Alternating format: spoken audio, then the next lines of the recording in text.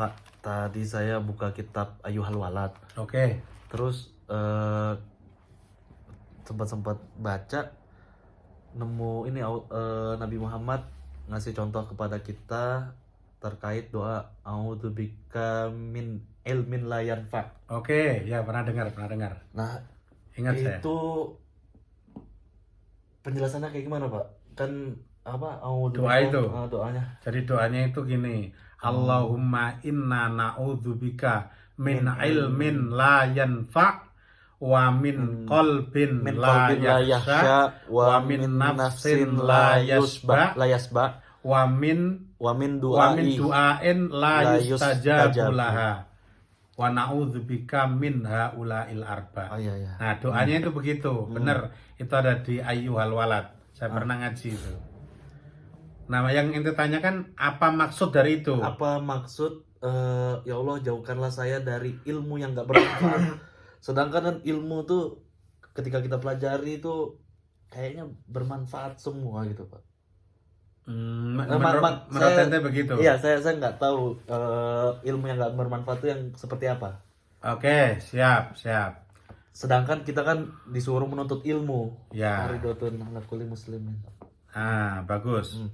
Jadi kenapa kalau kita, seingat saya ngaji Ayyuhal Walad itu sudah lama sekali. Tapi seingat saya yang masih saya tersisa dalam ingatan saya itu maksudnya begini. Kenapa Rasulullah Shallallahu Alaihi Wasallam itu mengajarkan 4 doa ini? Karena ini penting sekali gitu. Ilmu yang manfaat itu penting, hati yang khusyuk itu penting, terus nafsu yang bisa kita kendalikan juga penting, doa yang mustajab juga penting gitu. Iya. Itu penting. Nah, penjelasannya begini nih. Yang dimaksud dengan ilmu yang manfaat itu apa sih? Itu yang saya tahu penjelasan para ulama, yang dimaksud dengan ilmu yang bermanfaat adalah al-ilmul ladzi yu'addi ilal amal. Jadi ilmu yang bisa menggerakkan kita untuk melakukannya gitu. Ya.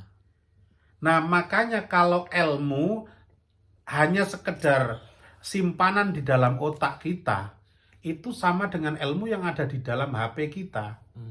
Nggak bermanfaat sama sekali gitu. Kalaupun bermanfaat, itu manfaatnya juga cuma sedikit untuk dirinya sendiri.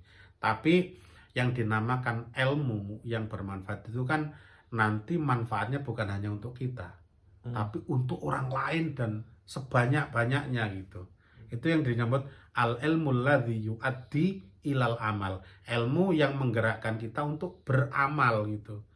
Bahkan kata Said Imam Al-Ghazali kalau tidak salah itu, halakal alimun, akan hancur orang yang alim itu, illa al-amilun, kecuali yang dia mengamalkan. Wahalakal amilun, akan hancur orang yang beramal, illa al-mukhlisun, kecuali orang yang beramal tapi dengan ikhlas gitu. Kemudian lagi, orang yang beramal dengan ikhlas juga dalam kondisi isinya kekhawatiran gitu.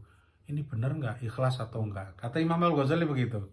Dan masalah ilmu yang tidak manfaat itu saya teringat keterangan dari baginda Rasulullah SAW itu serem sekali gitu. Bunyinya begini hadisnya itu. Inna asad dan nasi adzaban yaumal qiyamah alimun lam yanfa'hu bi'ilmi. Artinya begini, sesungguhnya azab yang paling berat diterima seseorang di akhirat nanti itu adalah azab bagi orang yang alim, yang ngerti, tapi dia tidak manfaat ilmunya.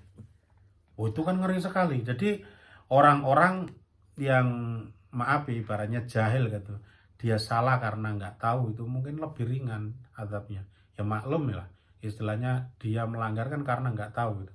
Tetapi orang-orang yang tahu dan dia melanggar karena dia tidak, ilmunya nggak manfaat itu, azabnya berat sekali. Ini kan ngeri sekali gitu. Itu artinya ilmu manfaat itu begitu. Kemudian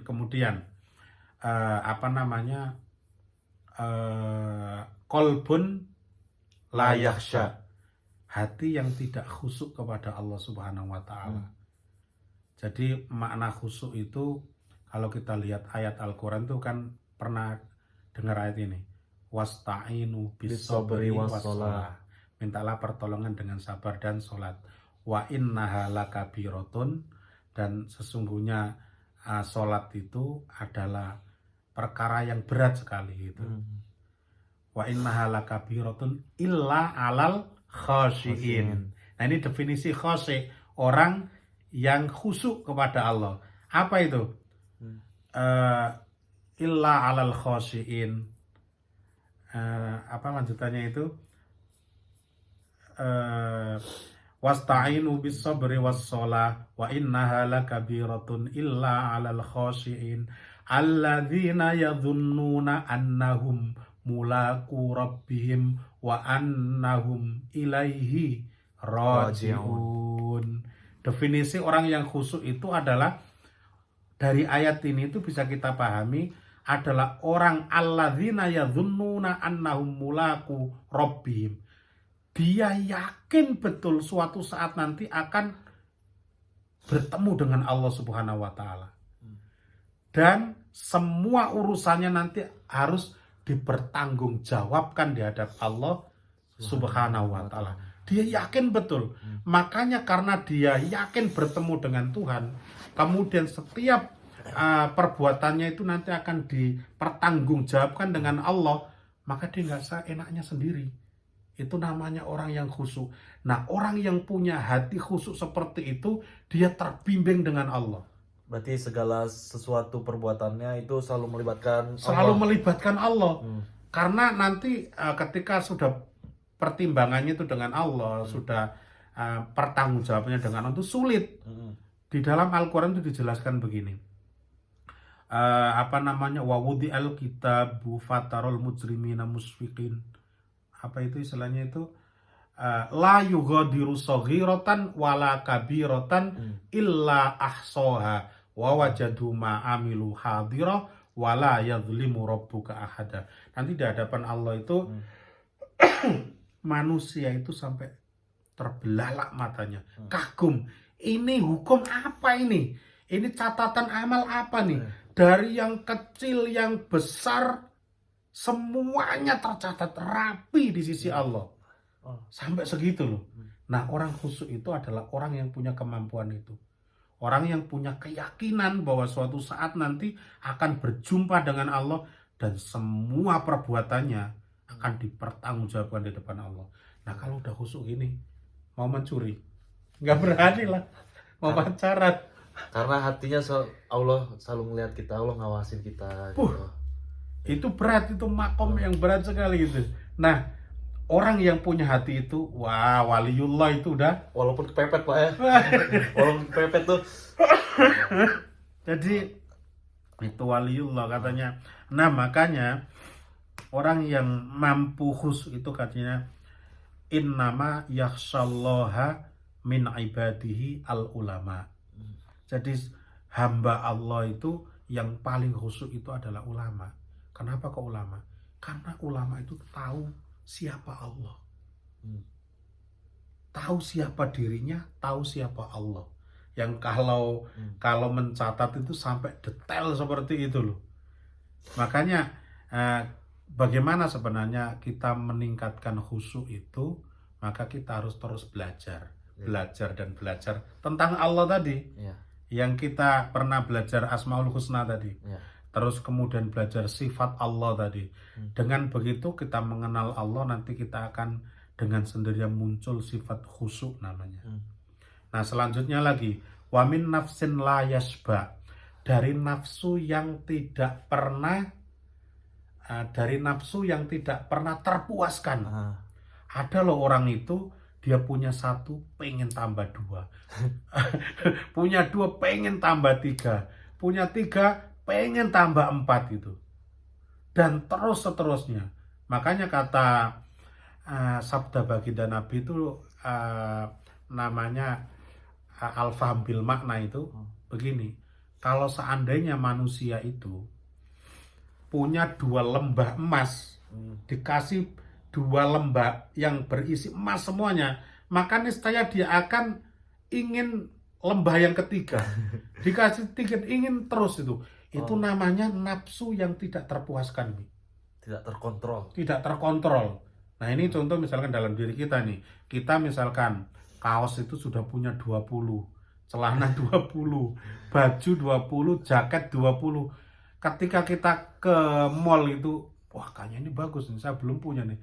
Itu juga mungkin bisa Itu termasuk contoh ini ya, contoh sederhananya. contoh sederhananya. Nafsu kita itu, keinginan kita itu membeludak gitu, membunca gitu. Padahal kata baginda Rasulullah itu adalah penuhi kebutuhanmu, tapi jangan turuti keinginanmu. Kata para ulama lah gitu, para hukama itu. Jadi yang paling bagus itu turuti kebutuhanmu, tapi jangan menuruti kemauanmu. Karena kalau Anda menuruti kemauanmu itu berarti Anda termasuk memupuk hati yang tidak terpuaskan tadi. Dan yang terakhir, wamin du'ain la yustajabu laha. Jadi atau la yusma. Kalau para ulama lebih cenderung la yustajabu. Kalau yasma, setiap doa kan didengar Allah. Oke. Tapi masalahnya adalah saya lebih suka yang la yustajabu. Kalau yusma itu kan pasti didengar lah. Ya. Tapi masalah diterima atau tidak. Ada doa itu yang memang diterima, ada yang tidak. Makanya Nabi itu doanya kan semuanya dikabulkan, kecuali satu yang nggak mau dikabulkan, yaitu nanti syafaat uzma itu tadi. Untuk yang ini nanti saya di akhirat saja untuk umatku itu. Katanya gitu. Pentingnya lagi, kenapa ada seorang waliullah itu, kalau seandainya kamu itu dikasih kesempatan satu doa yang pasti dikabulkan gitu, kamu minta apa katanya? Saya lupa namanya itu, sahabat itu. Beliau bilang begini, kalau seandainya aku punya satu doa dan pasti diijabah oleh Allah, maka aku akan meminta ingin diberi pemimpin yang adil. Kenapa? Dengan diberi pemimpin yang adil itu manfaatnya lebih besar. Jadi dia bukan hanya fokus pada dirinya, tapi fokus pada manfaat banyak orang. Nah, itu artinya doa yang diijabah itu begitu nih. Jadi kita berlindung, ya Allah, mudah-mudahan doa kami itu jangan sampai tertolak ya Allah, mudah-mudahan diijabahi. Itu harapan setiap manusia 4 itu. Makanya ini adalah termasuk doa maksurat yang khususnya bagi pelajar, harus hafal doa ini. Harus hafal, dan kalau bisa itu diamalkan. Insya Allah dengan ketika kita mengulang ini nanti akan jadi karakter kita. Dan insya Allah kalau sudah menjadi karakter, kita akan mudah berdoa ini, dan insya Allah nanti Allah akan mengabulkan apa yang terkandung di dalam doa ini. Nah Pak, di syarah Ayyuhal Walad itu yang baca ilmu yang gak bermanfaat itu salah satu contohnya ilmu sihir Pak. Nah, sedangkan ada kandungan yang saya tahu ya Pak, ada kandungan sihir yang dengan ayat-ayat Al-Quran. Kan saking mukjizatnya atau keagungannya ayat Al-Quran bisa menyembuhkan atau nggak bisa, ya seperti itulah Pak. Saya paham maksudnya. Nah, yang dimaksud ilmu sihir itu yang kayak gimana Pak? Maksudnya kan ilmu sihir ada manfaatnya, ada apanya gitu. Nah, itu sebenarnya ini nanti bagusnya itu ada pertemuan tersendiri itu, karena itu panjang. Jadi gini, Al-Quran itu kata para ulama itu tergantung siapa yang pegang. Al-Quran itu dipegang oleh politikus, maka dia akan jadi politikus yang islami. Al-Quran dipegang oleh ahli ekonom, maka dia akan menjadi ekonom yang handal. Al-Quran dipegang oleh seorang da'i, maka dia akan jadi da'i yang handal. Al-Quran dipegang oleh tukang sihir, maka dia akan jadi tukang sihir yang handal. Makanya jangan heran kalimat-kalimat sihir itu diantaranya isinya itu adalah ayat kursi loh. Dan banyak yang Ya. begitu. Ah. Apa namanya? Wa idza Batostum batostum jabbari. Jabbarina Itu itu untuk ya. untuk Itu waktu memukul dulu. orang. Kemudian apa namanya? Untuk mahabbah dan lain Ah. sebagainya. Jadi Surat tergantung Yusuf gitu. Surat Yusuf. Itu tergantung siapa yang pegang. Ah. Al-Qur'an itu tadi hebatnya Al-Qur'an, dia tergantung siapa yang pegang. Jadi apa namanya, yang namanya sihir dan lain sebagainya itu kalau kita belajar mengenai sihir nih ya, itu di dalam Ayatul Ahkam itu ada contoh, misalkan di dalam Ayatul Ahkam miliknya Imam Ali As-Sobuni itu dibahas di situ. Itu pro kontra. Jadi boleh nggak kita belajar ilmu sihir? Oke. Ada yang bilang boleh, ada yang bilang tidak. Oke. Yang tidak itu adalah di saat ketika kita belajar justru kita cenderung ke situ. Itu bahaya, nggak boleh. Dan malah menjadi musyrik, Pak ya. Malah jadi musyrik. Ada lagi yang membolehkan itu, boleh kita belajar ilmu sihir asal jangan dipraktekkan. Dalam arti untuk mematahkan, kita tahu apa seluk beluk sihir lah istilahnya gitu. Karena Imam Syafi'i itu pernah bilang begini, kita harus tahu kejelekan bukan untuk melakukan kejelekan, tetapi agar kita tidak terjerumus dalam kejelekan. Seperti Imam Ghazali mempelajari ilmu filsafat. Ilmu filsafat. Jadi apa namanya istilahnya, saya lupa syairnya itu. Jadi ta'alam tu syarro lalis syarri. Jadi gitu, saya belajar kejelekan bukan untuk melakukan kejelekan. Walakin